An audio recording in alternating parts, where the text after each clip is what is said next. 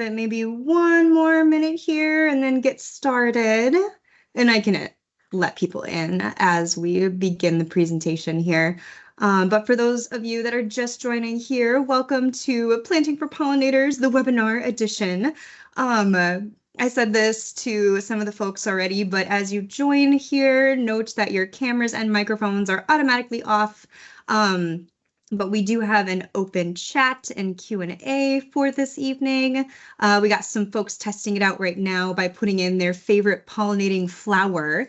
So if you're just joining us here, you can feel free to also add yours in as well. Other than that, this is pretty standard Teams meeting, webinar type stuff here. So hopefully, I mean, enough of us have kind of done a virtual meeting so far with all of this new technology. But if you guys have any questions at all, reach out to us in the Q&A or the chat, and we will be able to interact with you that way this evening. And actually, so we're at 7:05 right now, and I see a little bit of a break from people entering into the waiting room. So I'm going to take that as my cue to get started. Welcome everybody to Planting for Pollinators. This disembodied voice without a working camera, unfortunately, is Shelby Roberts. I'm the event coordinator for the Scott SWCD. I'll be the one kind of moderating the chat for us this evening and handling kind of the technical side of things. The true stars of the evening are going to be your presenters. You're going to have two different folks presenting to you this evening. My coworker Emma will be able to introduce herself shortly here. She is going to start us off talking a little bit about the benefits of pollinators and a little bit of background about our office here at the Scott SWCD. And then she'll pass the torch on to my coworker Hannah, who is going to get a little bit more into the nitty-gritty about the different programs that we have here that all benefit the pollinators that we'll talk a little bit about. So without further ado there, I am going to pass the torch. Take it away, Emma. Thank you, Shelby. So like Shelby said, I'm Emma, and I'm going to talk a little bit about who we are and who our pollinators are before Hannah's going to take us into the main portion of our presentation tonight. So who is Scott Soil and Water Conservation District? We are a government entity with the main focus of protecting our county's natural resources, i.e. soil and water, it's right in our name. And one of the big ways that we do that is by getting conservation projects in the ground with people like you. This is a photo of our staff at our office. We've got a good sized staff. You'll notice that I am not in that photo. I am the newest staff in the Scott SWCD. I am our natural resource technician. But we work with a very wide variety of landowners in our office. Some of our staff focus primarily on working with more rural landowners and putting in conservation projects in ag fields like grass waterways and wascobs and doing a lot of soil health work. And then other staff in our office work primarily with urban landowners, and that's kind of us. That's us who are here with you guys today. And we work on getting projects like rain gardens and prairies and a lot of stuff we're going to be talking about tonight into your guys' land. We, as a Scott or as a Soil and Water Conservation District, we have a lot of partnerships, and through those partnerships, we apply for and receive grants, and those grants are what help us do cost share and give you guys cost share to put projects on your properties. We offer free site visits and technical assistance on a number of different things, but I kind of just wanted to say that whether you have natural resource questions pertaining to what we're talking about tonight or anything else on your land, always feel free to give us a call. We have so many staff who are very, very knowledgeable, and almost any time that you call, somebody can definitely help. So yeah, let's see if this moving slides works. Okay, so who are our pollinators? Pollinators are living organisms that carry pollen from the male flower to the female part of another flower. They include insects like beetles, butterflies, moths, and bees, and they also include other animals like bats, small mammals, and birds. Fun fact, our Minnesota state bee is actually the rusty-patched bumblebee, who is an endangered species. But really awesome is that through doing pollinator-focused projects in our county, 3 of our landowners have seen the rusty-patched bumblebee on their property, which is really exciting because their population has gone down so much. So to see 3 is really exciting. All right, why are these pollinators so important? Big one is food. They are responsible for providing us with a diverse diet of fruits, nuts, vegetables, and spices. And actually 1/3 of the food eaten exists because of these pollinators. I'm just going to jump ahead here real quick. I attended a training a few weeks ago and they used this image. And many of you have probably seen this image used before when talking about pollinators, but I just thought it was really, it just made me go, wow. So this is an image of your normal grocery store. We have plenty of fruits and vegetables that we are very lucky to eat. And here is that same grocery store without pollinators.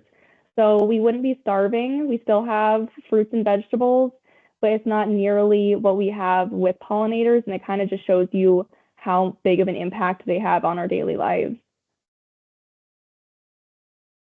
All right, and because of that, we clearly are given a big economic value by these pollinators. The U.S. Fish and Wildlife Service has said that insect pollination services add more than $34 billion in economic value to the U.S. agricultural crops annually, which is insane. They also promote clean air because those pollinated plants are responsible for the clean air that we get. And then biodiversity, by facilitating the reproduction of flowering plants, they provide a food source for animals that rely on these fruits and seeds. I'm just going to pass through these photos. All right, so why do we have such a big focus on protecting the pollinators? They face many, many threats. And a big one right now is habitat loss by urbanization. We see Scott County is really urbanizing right now. It was once a very rural county, which is good. We're growing in population. It's awesome, but we still need to focus on protecting our natural landscapes. So a big way that we can do this is by planting native plants. So they also face loss of food resources. I thought a good example of this was the monarch butterfly. It is a species called a specialist, which means that it focuses on either one plant specifically or just a very few species of plants to survive. And the monarch butterfly requires the milkweed plant for its larvae or caterpillars to consume and then grow. Without that, they wouldn't survive. They also face the threat of pesticides. A big one right now is neonicotinoids. They are a systemic pesticide, meaning that once the neonicotinoid is on any part of that plant, it's absorbed through its tissue, and it then affects the pollen and the nectar and anything that insects would be consuming off of that plant. And then it's unfortunately a neurotoxic killer to these pests, and a lot of times pollinators. They also face the threat of invasive species. These species like buckthorn and wild parsnip and thistle, they are very prevalent species in our county that we see a lot of times in the summer on our roadways and such. And they outcompete native species that provide pollinators with the resources that they need to survive. So helping control those species as well can be beneficial to our pollinators indirectly. But good news, there are ways that we can help. And this is kind of why we're here tonight, is planting native plants. Sorry, just some stuff blocking me here. But a big one is water quality. Water quality is a huge benefit of planting native plants. They have very long, extensive root systems. I'm going to jump again to the next slide. The orange arrow is pointing to your turf grass, your lawn, Kentucky blue. to be specific. And Kentucky blue has an average root length of only 1 to 2 inches, which is very small, whereas pollinators actually, or sorry, native plants actually have root systems up to 16 feet long, which is incredible. This image just is shocking to me. But these massive root systems are what help water infiltrate into the ground. They help mitigate erosion. They keep the soil together nice and tight. It also helps provide the soil and keep the soil strong with nutrients and stuff like that that it needs to stay healthy. These native plants also provide pollinators with nesting sites. A big one is overwintering. These, you can see it in this photo that there's actually a bee that's burrowing into the stem of a native plant. So in the winter, you can actually deadhead your native plants, and it provides pollinators with overwintering habitat. And keeping those stems up during the winter might not be the prettiest of things, but it's awesome for these pollinating species. So it's really important to do if you can. They also provide native or pollinators with a great food source. They provide much more nectar than cultivars do. Like I said, they mitigate soil erosion, and they provide great corridors. So a good example of a corridor is the small image on the right. And you can see, I don't know if you guys can see my mouse, but you can see that along this waterway, there's plenty of natural landscape. There's plenty of vegetation, probably wooded area. But those areas, vegetated areas, are helping insects and animals get from one resource to another. The photo on the left is a poor example of corridors where organisms aren't able to realize that there's resources elsewhere, and they're probably going to stick to their one local little island per se. So having neighborhoods where we have a lot of native plantings is really good because those pollinators are going to realize that they have more resources elsewhere.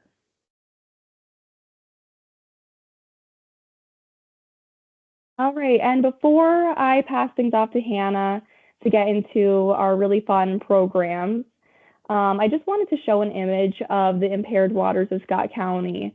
And I mentioned before that native plants are really good for water quality. And you can see from this image that almost all waterways and water bodies in Scott County are somewhat impaired. So every little bit that we can do, if it is just planting these native plants in our yard, it might seem like a small task, but every little bit that we can do really does help and make a difference. So this is kind of your guys' difference that you can make. All right, and I'm going to pass things off to Hannah. I'm going to stop control and take it away. Thank you, Emma. Alrighty, so I am Hannah. I am a natural resource specialist here at the Scott Soil and Water. Along with the other ladies, we help landowners put in what you see here with pocket garden, rain garden, shoreline restoration, and pollinator meadows. All of programs that we offer cost share on, and also just information on. So without further ado, we'll just jump right on into it. Let's just make sure it goes forward. There we are. All right. So first one is pocket gardens, and this one is really just as simple as a flower garden. So being in Minnesota, we want to make sure we're planting native plants. A lot of our pollinators were made for our native plants, and they have the highest nectar qualities about them. So really important to keep natives within these plantings. Also, we like to focus on the blooming season, really, spring, summer, fall, things that the pollinators can have food source throughout each season, especially in early spring as our bumblebees, the queens overwinter, but usually the hive doesn't. So making sure there's early spring blooms for her to start her new hive. And part of this program as well is that there is a 150 square foot minimum, and then about a 500 square foot maximum. You can go over that, but just cost share ends at 500. So I'll dive into kosher later. I'm just getting ahead of myself here, I guess. But also for spacing, we always recommend about 12 to 18-inch spacing. We really see is best for these plants. Some of them stay a little bit more dainty and some of them get more full. So that works really, really well. And then as we go through the slides, you'll kind of see these little tips or call outs here. And these are really great just to touch base on, but we really recommend edging for these projects as turf and natives kind of compete back and forth. And so making sure you have edging there to tell each one you stay on either side works really well. And it also is very aesthetically pleasing. So we have some before and afters, which are some of my favorites. This part on the left here was a before. So this is just the unused front yard. It had full sun, just, and landowner was like, let's do something here. So the right side is the planting after about a year. And it just turned out stunning. It really just changed the whole front of his yard and attracted all those pollinators in. And so also you can see that arrow going down. That is a milkweed, as this probably is a really common plant that everybody knows, but it is the main food source for monarchs, as Emma was saying. And so really important to be planting different types of plants for these pollinators. This one is actually my yard, which was really fun to do. It was really simple planting. What I did was I just took the sod cutter and I cut about a 12-inch, row down my fence line. And on the right, you can see that was its second growing season. It was more towards the fall, so everything was getting a little bit, you can see the bergamot there was kind of starting to seed out, but it really it's amazing. It's so fun. When we moved into our property, we had not one plant. It was just all turf grass. And so I got to work on that. And now it's really cool because we have birds, bees, hummingbirds love coming to all the flowers. It's just, we have caterpillars. It's so cool. So I just put, take note that small areas can really make a big impact. Like Emma was saying, they need corridors. So even, if you have even one flower, that's a stop for a pollinator. So each plant is super important for them. Whoop, there we go. And here's just a couple more photos. I thought it's kind of fun to just look at these. These were pocket plantings done all around Scott County. You can see some were, by a fire hydrant. Some were just in the yard, different levels of growing plants. Some of these native plants stay nice and, short, but most of them, I would say, get at least 3 to 4 feet tall. So planning on where that would work best in your yard is important as well. So we'll jump into rain garden now. Rain gardens you get the best of both worlds with those. So you get, it reduces runoff, infiltrates your stormwater, filters pollutants, and you get all of the benefits of attracting the pollinators as well. So, best of both worlds, but this was a rain garden that was installed in a new construction. So you can see, the gutter was here, and this is where they thought they'd want their garden. And so what they ended up doing is, I wonder, let's see. Oh, already that one might just, Megan, we're going to see there was a couple photos that went after that one, but let's see. There we go. All right, thank you, Megan. So this was first year growing season. They ended up they tiled it under and then had the outlet. You can see the little green speck there in the middle. That's the outlet for the water. So this was the first growing season. And then Megan, thank you. And this was, a couple years later, but it just turned out fantastic. You can see they really kept it nice and manicured. It looks like everything has like a really nice purpose. They just did a great job with this. So again, just attracts pollinators and water, infiltrates water. With this program, we do have, again, 150 square foot minimum, and then we always do like you to call Gopher 1 to make sure that there's no gas lines or anything under there. So for this rain garden process, this is kind of how, if you enroll in our program or just need technical assistance, this is kind of the steps we take. So we can meet with you. We can help you mark out your rain garden. There's lots of different shapes you can do.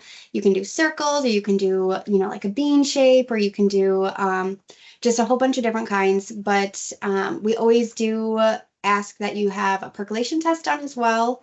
And this is just testing your soils to make sure you don't need any soil amendments. Then you just get right to work. After you call Gopher 1, you dig the basin, which you can see here was kind of the beginning stages of that. Then we jump into mulching. We always recommend mulching first and then put the plants in. Usually we have like little natives. And so they may look small, but they grow so fast. And so here you can see the little baby natives in there, and then the mulch. And then we really just say, like, let it rain. So it should fill up as it's collecting all the water. And then it does the job. And Megan, I think there might be one more if you can click forward. And here's just another view. So it was cool. This landowner did have, kind of a pollinator garden on the side there already. But it was cool that they were able to do both. Ooh. Wow, sorry guys. All right, here we go. This is another rain garden. This was Megan's actually in the office that she did on her own property. As you can see, she kind of just followed the shape of her sidewalk there. And, here it is marked out. We help you with the depth of the basin. And then this was a few years later. Again, just the natives were blooming and stunning. When it comes to rain gardens, we always put the what's the word? The most, wet plants on the bottom of the basin, and then the drier plants on the sides. So it really just helps infiltrate that water even deeper. This one is our rain garden. Actually, if you've ever been to the Scott County Fairgrounds, that's where our office is. They're in Jordan. And this particular rain garden is giant. It's about 1,200 square feet. And what it does for us is it captures all the water runoff, from the parking lot, reduces the pollutants, reduces the winter chlorides that run off as well. And then again, provides the pollinator habitat. And it's super cool to look at as we, are sitting in office. Usually you can see the butterflies just kind of going back and forth from the flowers. So we'll see if it'll let me, oh, there we go. So actually what we ended up doing is we burned ours because it was installed in about 2014, and we did this last year. And if you guys are familiar with prairie at all, there is, burning off vegetation is sometimes just easier than raking it up, and good for the soil. So we decided to do that. We tilled in some compost, tilled it all up, just getting it ready because we started all over. There wasn't too many native plants left. And so this was us just kind of lining out the plants. It does have that rain garden in the beginning too, the inlet, and that captures a lot of sediment. So in this particular rain garden, we can clean the sediment out without it getting into the basin. But this is after planting, and then this was after that year. So that was after 1 year of growth. Super, super happy with the results. It, was attracting butterflies. I know some of our coworkers were out there taking pictures. So it was cool to see it back in action and providing the pollinator habitat and water infiltration. So this was late in the fall, and you can really see how much water it was capturing. We even had some visitors, and I like to say, we do always try to design these to drain within 24 hours. So these little guys, it was just, we like to enjoy while the water is here, but we promise it does rain down or drain down in about 24 hours. So really, really beneficial for us. Alrighty, jumping into the next program, we have lakeshore restoration. If you live on a lakeshore, this could apply to you. So the main benefit of this is it helps slow runoff to the lake. It helps infiltrate pollutants and just runoff in general. Emma was mentioning the native roots have such deep roots, and so it does give the shoreline stabilization. And with that, it can dissipate the wave action and provide the pollinator habitat that we're looking for. And so this was one done in Jordan. I love looking at these photos because you can just see the diversity that is within the this buffer. There's so many different types, and it's so dense, really just providing that, slowing runoff into the lake and reducing the pollutants that we, some people fertilize lawn, things like that. So just having a buffer to catch it before it hits the lake is really important. For our program, we do require 10 feet at least. That is just the good amount to provide that buffer. So there's kind of two ways you can do shoreline plantings. Some like to do, like we call a plug planting shoreline. So this is when you take the little baby plants and instead of seeding, you would just buy actual plants and, plop those all in.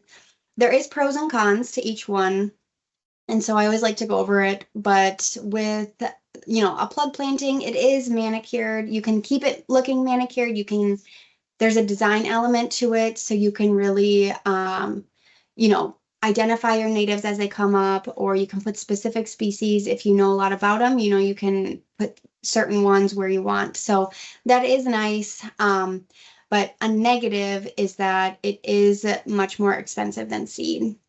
So, but it does give you quick establishment. So there is pros and cons. We'll touch base on the shoreline seeding.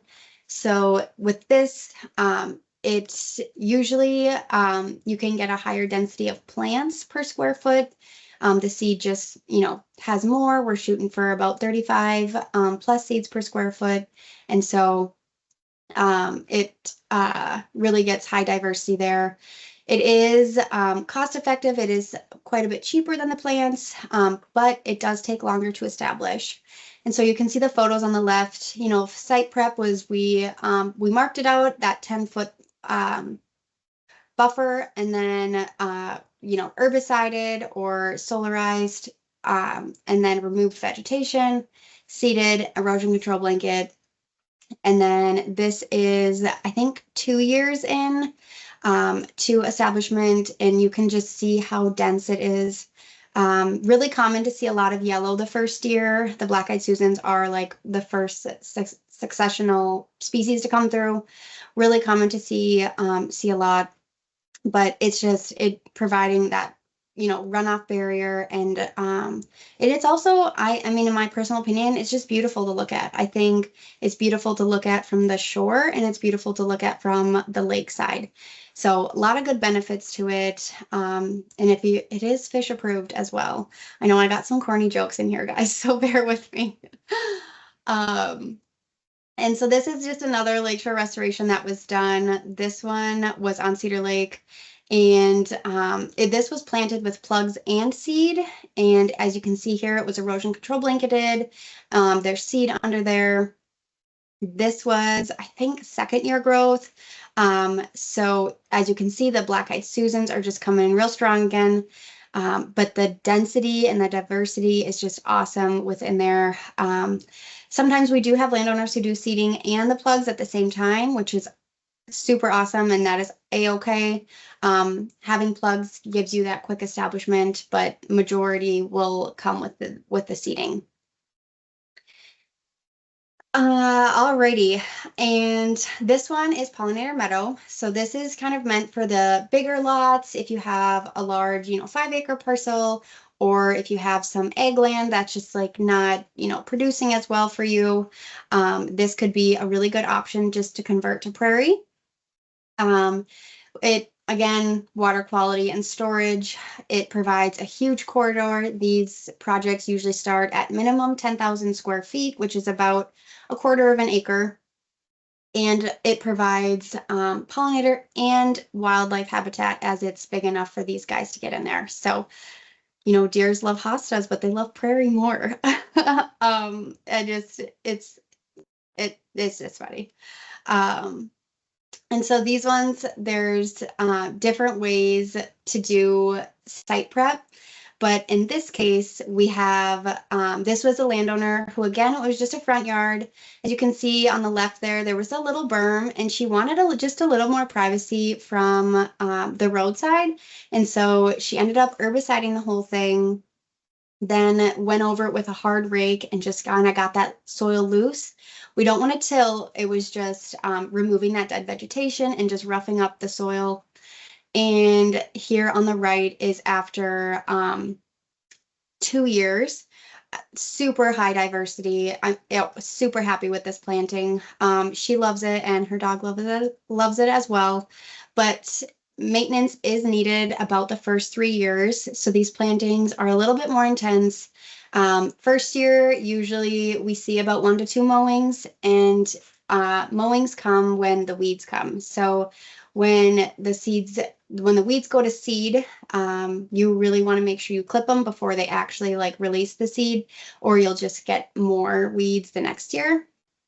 But the SWCD technician who you're working with can always come out to your site and recommend you clip, or can advise you just nope, you're good to go.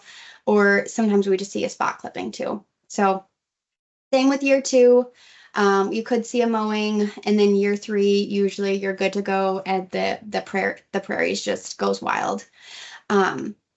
We do help with your seed. We help design it for your soils, and just take into consideration. I was mentioning some of these natives are quite tall, and then some of them are more like 2 to 3 feet. So knowing what's best for your site is ideal, but the technician can help you determine what is best for your site there. And then Megan, I might need help moving forward. There we go. All right. This one is in Fish Lake.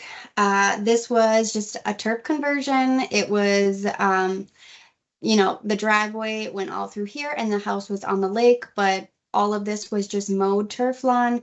And so she wanted to convert it to prairie, and this prairie is absolutely just, I was amazed when I got out there for a status review. It is full of diversity. As you can see, we have bergamot and, all of the black-eyed Susans and coneflowers and everything out there. So really happy with how that one turned out as well. It's just a good example of what your property can look like with conversion. This one was a really cool project that the SWCD did. It's called the Helena Wetland Bank. It's right outside of Jordan there. And it was just an egg field, and we ended up doing in conjunction a wetland restoration and a native prairie seeding. And again, the black-eyed Susans, the first couple years, they come in very strong, but they do phase out, and you do get all of your, the diversity that you were looking for. This is just one more I wanted to share. This one's on Lake O'Dowd. As you can see, the bergamot is just so full. Those pink flowers, it just is, this establishment it turned out amazing as well. I feel like whenever I see prairie, I'm like, it just turned out so well. I just love prairie. So it's cool looking at these photos, but something I want to touch base on with this slide is that You know, as we have these urban lots, it's really important to keep your turf if you have kids or to, you know, if high traffic areas. Prairie and turf can live together. So we always say just put prairie, you know, where you don't use your yard as much, but turf is good where you use your yard. So they do go together. And then let's see if it will. Whoop. Megan, I might need you to, there we go. And also just as a reminder, making trails, you know, enjoy your prairie. We want you to get out there. We want you to go look for the bees, the butterflies, you know, when just personally with my family, once we started planting the natives, all of the bees and the bumblebees came in the fall, the bumblebees get cold and so they just hang on to a flower overnight, and then when it warms up in the day they take off, and me and my kids will go out and pet the bumblebees, just like really soft, and it's such a cool thing for the kids to be able to get up close and actually see them in person. So make sure you're enjoying your prairie as well. So this one, I just thought it would be fun to look at some cool pictures of plants for pollinators. These natives are just stunning in the colors and the architecture. And so I thought I'd throw in a slide of the favorite plants for really, really common pollinators that we see. This meadow blazing star there on the left, that is a favorite for the monarchs. They swarm it in the fall. If you want monarchs on your property, this is the plant that you would want to plant. And of course, milkweeds as well. The middle one, whoops, that should say cardinal flower, but cardinal flower is the favorite for the hummingbird. The red attracts them, and also tubular flowers in general, because of their tongue, they need to be able to reach the nectar, and so they like tubular flowers. Those are the ones that attract them in. And then on the right there, bergamot, really just rusty patch bumblebee favorite, and bumblebees in general. They were just swarmed this last summer on all my bergamot. It was just really cool to see. So I thought I'd throw in some favorites. Next, I want to touch base on just spring, summer, and fall blooms that are really, really beneficial for these pollinators. Some common ones you can see, Jacob's ladder, columbine is really nice because you get that red in early spring. And then wild lupine is actually one of my favorites, and it just has super cool architecture of it, really big flower, and just these almost tropical leaves. So don't sleep on the spring blooms. Summer blooms, of course, have bigger flowers usually and are more vibrant. You know, it's hot and there's rain. And so blanket flower is just a really, really cool native that we have there on the left. Butterfly milkweed, as some of you guys said, was your favorites. It's really cool because it's orange. There's not too many orange natives that we see.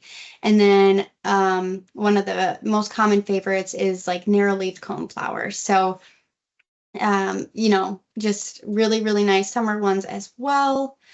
And then fall blooming is also extremely important. There is really important for monarchs as they're making their last life cycle to get all their energy and nutrients to head down. And so we got common oxeye, which is a really, really pretty yellow one there on the left.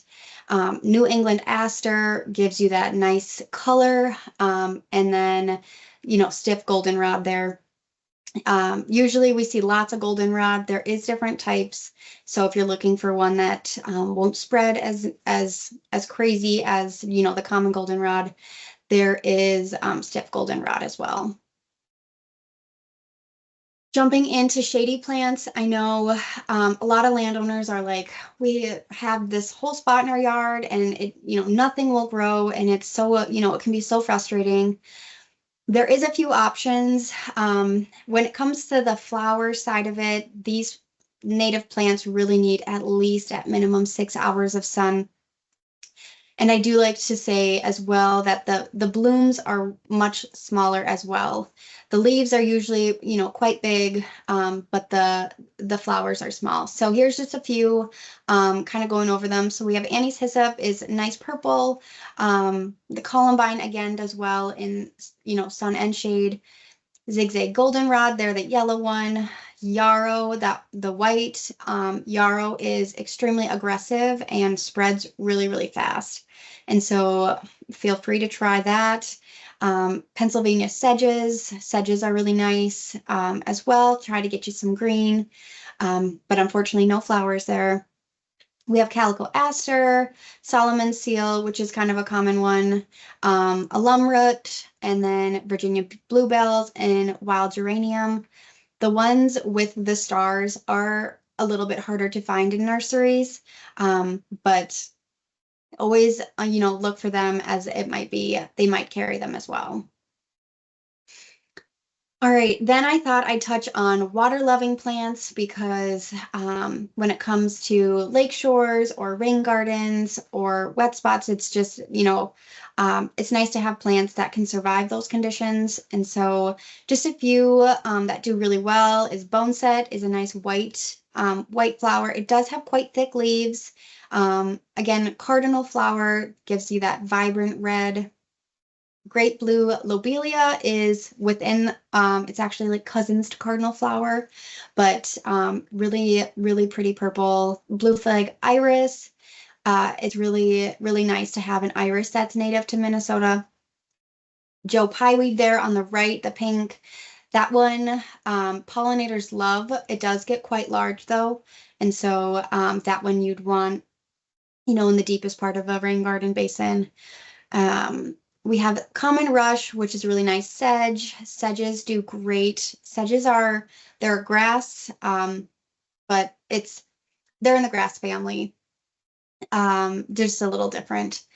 Then sneezeweed is the yellow here. Again, loves water. Swamp milkweed, blue vervain, and marsh marigold. Marsh marigold I put on there. This is almost a full aquatic plant. It is hard to find again, but if you can find it, really, really nice for water's edge.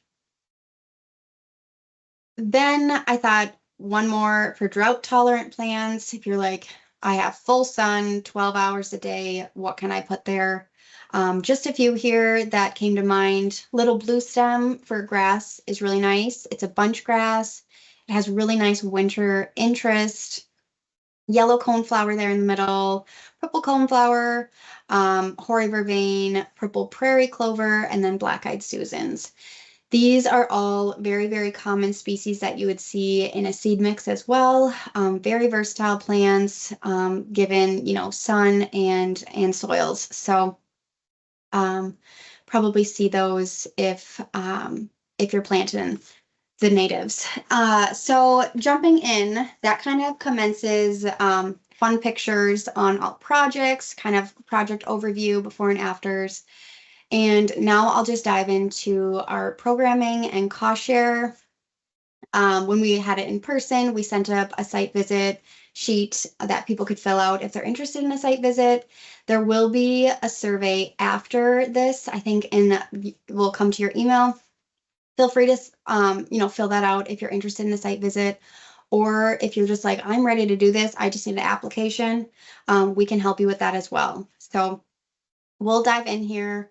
There's a lot of information on this page, but we'll just go one by one. So the pocket garden, so the first one we talked about, we offer $1 square foot. Max is $500 cost share, so about 500 square feet. You can go bigger, but the cost share is just maxed out at that 500. 150 square foot minimum for a pocket garden.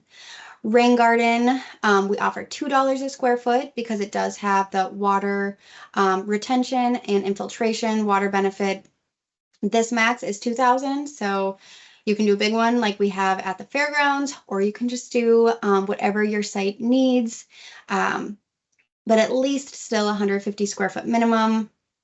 Then we have the shoreline restoration. This one is again $2 a square foot, as it has really high, you know, pollinator benefit and water quality benefit.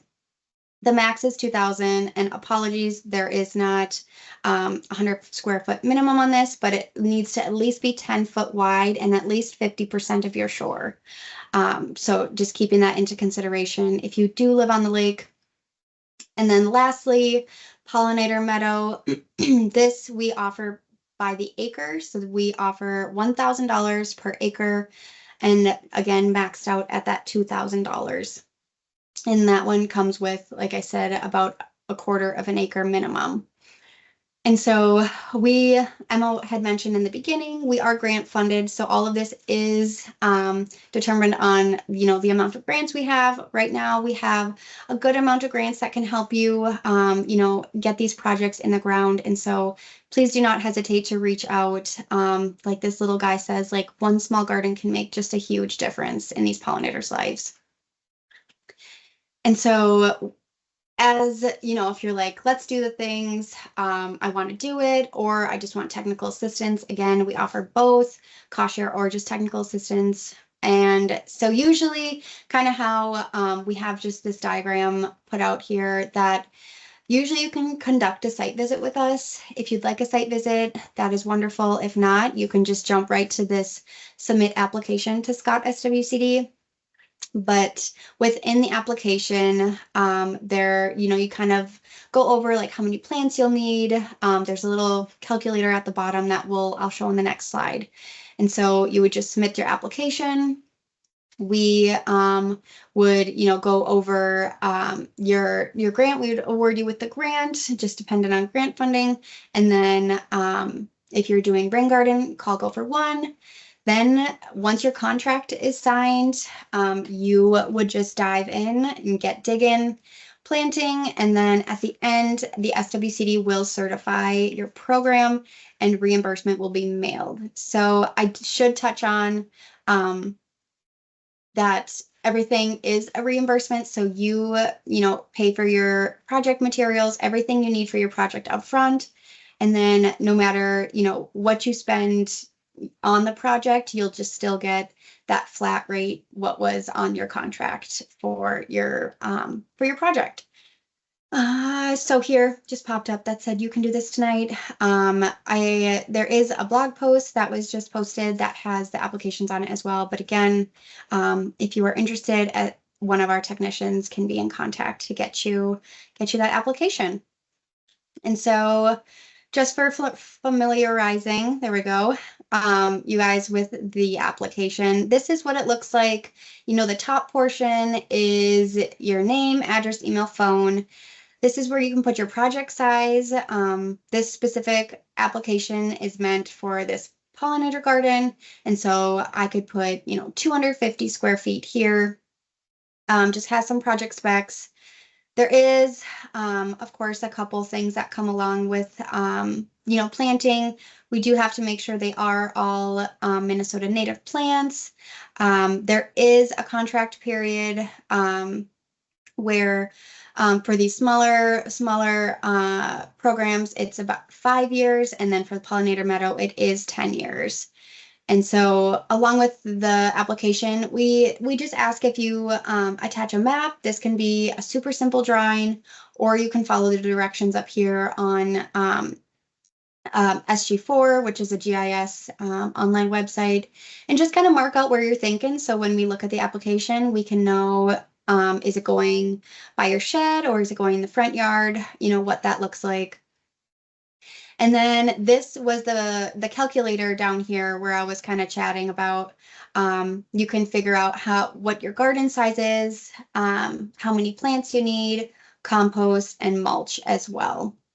And so we have some nice tips on here, just kind of letting you know what you need to do for construction, maintenance, and project requirements. But again, of course, the SWCD can help you with all of that. And also, Emma mentioned briefly in the beginning about, what we do here at the SWCD, but I just like to mention it one more time that we have lots of staff in the office that do a variety of different things, everything from, cover crops to wetland restoration, prairie, just, nutrient management, all different kinds of things. So if there's something you're wondering about your property, feel free, please give us a call. We have multiple programs available, grant funding, and we do have equipment rental program. And this is we have just like equipment if you need to, we have cedars, everywhere from cedars to buckthorn, weed wrenches, and we also have herbicide that we can do as well. So just give us a call if you're interested or need help with something, and we can find a solution for you here. Also, just a little plug for the plant sale coming up. It opens May 1st on our website for pre-order.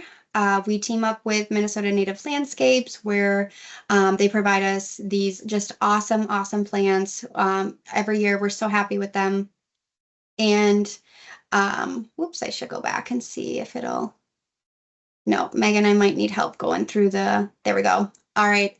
Couple things we offer at the plant sale: ring barrels, weed mat is newer. We offered it last year, but it's just a rollout sheet that suppresses the weeds. So you just cut, a hole in it, plant your plug, and it is just a weed barrier for the next couple years, and then it decomposes.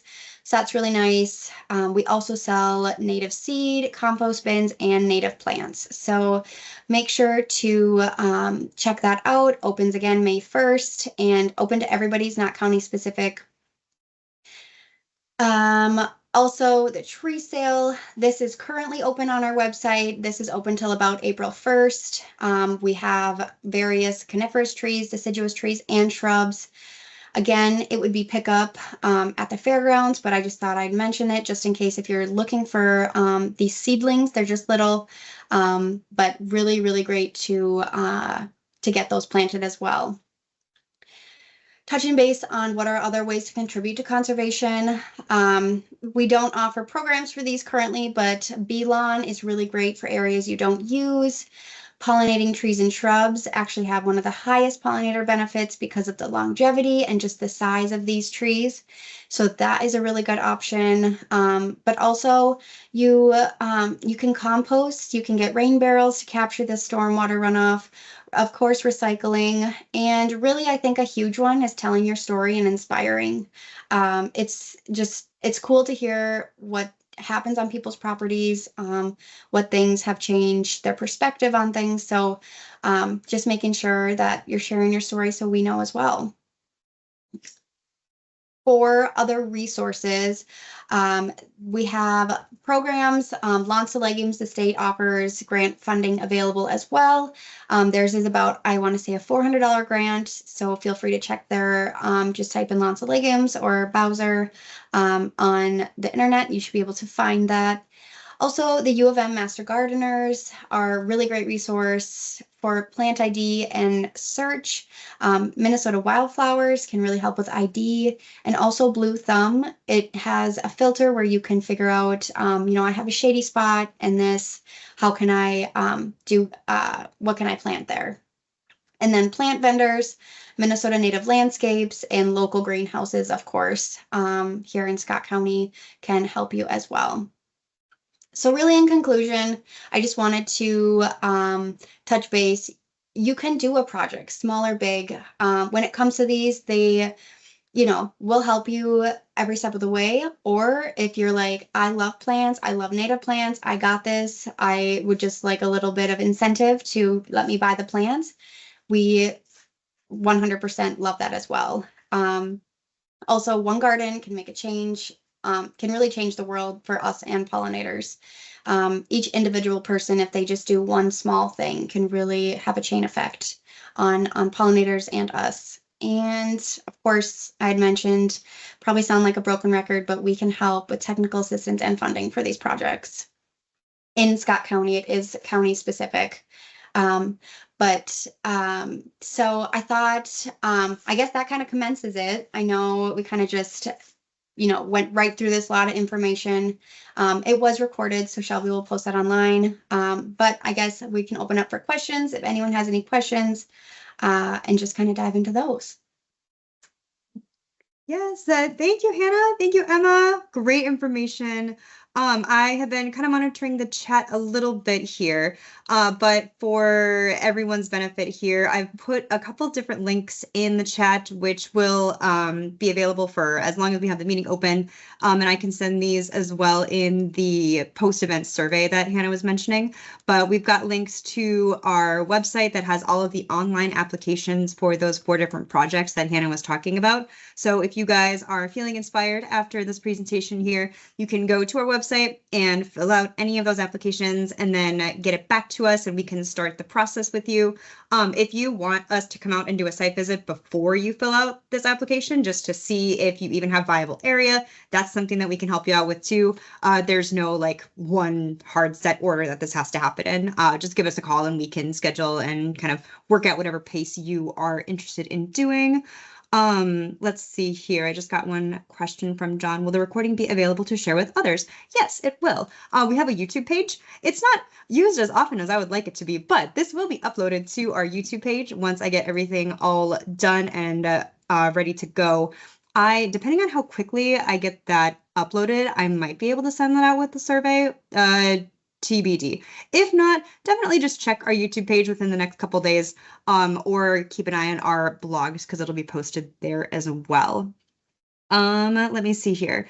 There's a couple other resources that I wanted to point out for those looking for a big long list of Minnesota native plants. We put in a couple links here. Shout out to Roger, who was reading my mind. The UMN Extension Office has a really nice database of a lot of different native plants. And then I know there was a question in here about what kind of plants do really well in shady areas.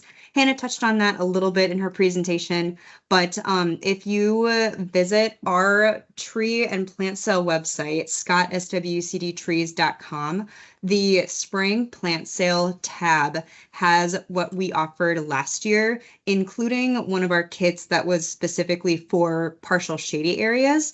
So you can go and reference the plants that were in there last time or reference the webinar after we post it online as well. But hopefully that answered your question there, John.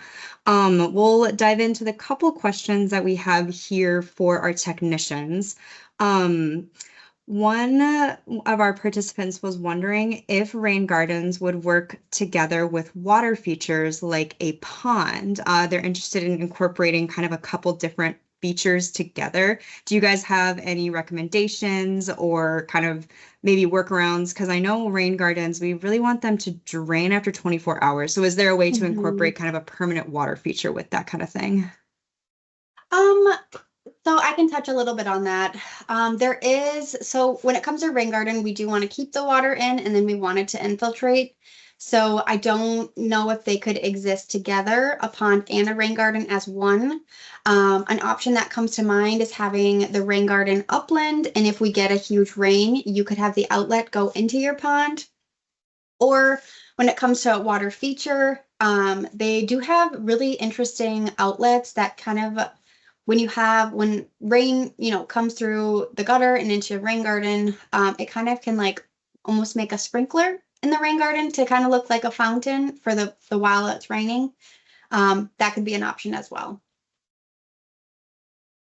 Perfect. Kind of along the same line, there's a participant that has a swale in their yard. It's also within an easement area. Is there an ability to plant in that kind of space? That is a really great question. And Emma, No, sorry. you're okay. That's a really great question because it is really common. When it comes to usually these swale areas, if you're in a more urbanized setting, these swale areas are usually meant to carry the water from one spot to another. So given that we want to berm the water in the rain garden, we do not recommend rain gardens in areas that water needs to flow through. A lot of time I've met with landowners who have that question, but then they also have a gutter that is draining right to that swale. And so sometimes putting the rain garden up closer to the house and just tucking it into the landscaping can work really well to mitigate water downstream. Perfect. There was another question that touched on, is this funding county specific? And I can actually touch on that a little bit if anybody missed the response in the chat. Most Minnesota counties have SWCD. So the short answer is yes. We at the Scott SWCD are only able to provide funding and technical assistance to those within Scott County, but if you are in Dakota County, Carver County, any of the kind of like surrounding metro counties, they have SWCDs that also, depending on their funding sources, will offer very, very similar programs.